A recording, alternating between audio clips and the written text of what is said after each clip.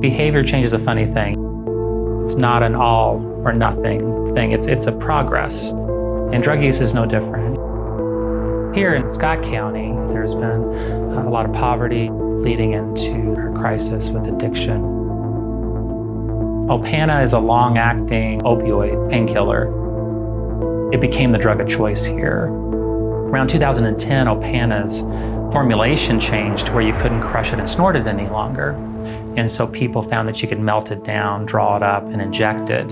But it was so powerful that you couldn't inject an entire pill, so you had to share it. Multiple people had to put a syringe in, draw it up together to share it.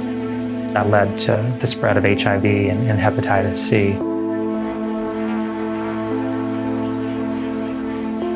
In 2015, we had the worst HIV outbreak in US history. More people contracted HIV in small Austin of 4,200 people than in the entire city of New York that year. This was a huge, devastating healthcare disaster. The state, CDC, they listened to us and they helped us develop an HIV clinic in a way that would not stigmatize people who use drugs and has HIV. We were doing harm reduction. We had a syringe service program, and we've been successful. We've decreased the hepatitis C incidence by 76% here.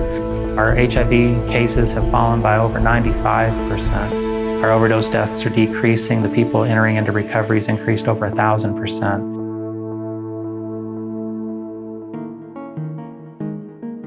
A harm reduction program is primarily when you're looking at activities that reduces injuries or illnesses associated with a specific disorder. A safe syringe exchange program has been very successful in curtailing infectious or communicable diseases.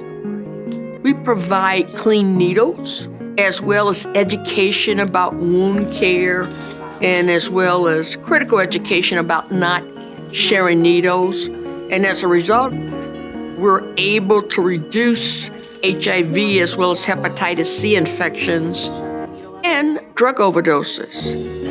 Some in the public might say, wow, you're enabling a drug addict's habit. Evidence has proven that any individual in a safe syringe program is 5 times more likely to enter a drug treatment program than the individuals who do not participate in a safe syringe exchange. If you are interested in taking a naloxone kit with you today, if you just raise your hand. Overdose Lifeline is a nonprofit. We're based in Indianapolis. We serve the state of Indiana, and we have programs licensed by other states around the country. We started in 2014 following the loss of my 20-year-old son, Aaron, who died from a heroin overdose in October of 2013. Today, we are working with the Marion County Reentry Coalition and their conference to help individuals who are in the field of working with those who've been previously incarcerated have access to the overdose reversal drug. We're doing naloxone training and distribution. Naloxone, also known by the brand name Narcan, is a harmless drug. The only thing it does is reverse the overdose. Naloxone is an opioid antagonist, which means if you have opioids on the receptors in your brain, it will block the receptor, reverse the overdose.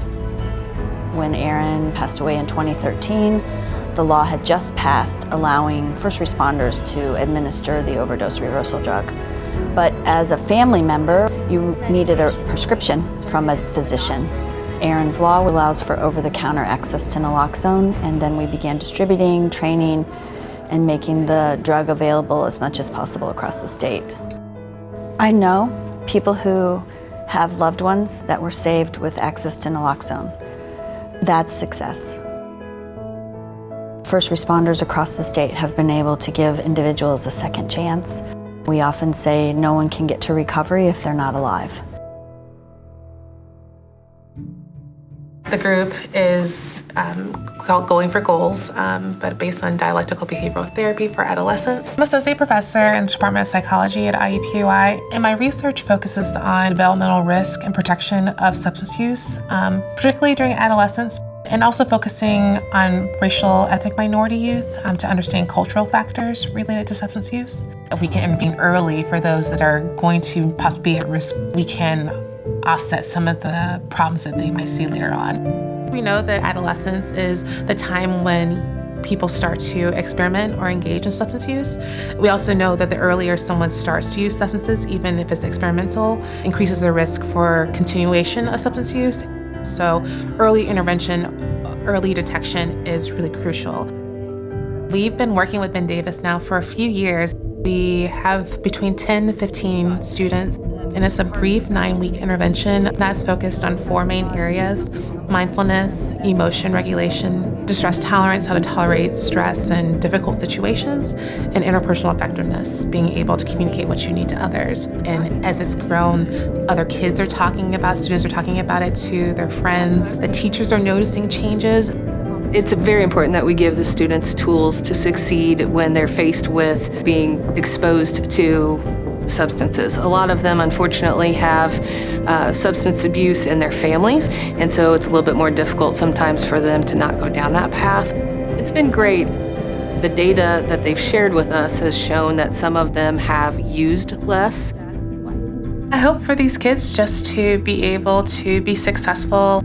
I know from talking to kids that they're stressed out. There's a lot that they have to deal with, both in school and outside of school. And so to be able to give them skills to feel more confident, to feel that they're not alone.